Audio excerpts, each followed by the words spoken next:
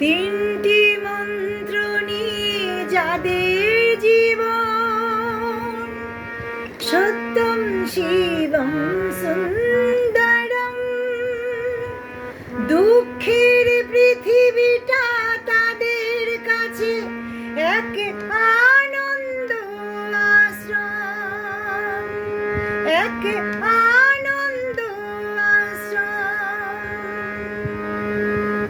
তিনটি মন্ত্র নিয়ে যাদের জীবন, সত্যম শিবম সুন্দরম, দুঃখের পৃথিবীটা তাদের কাছে এক আনন্দ আশ্রম।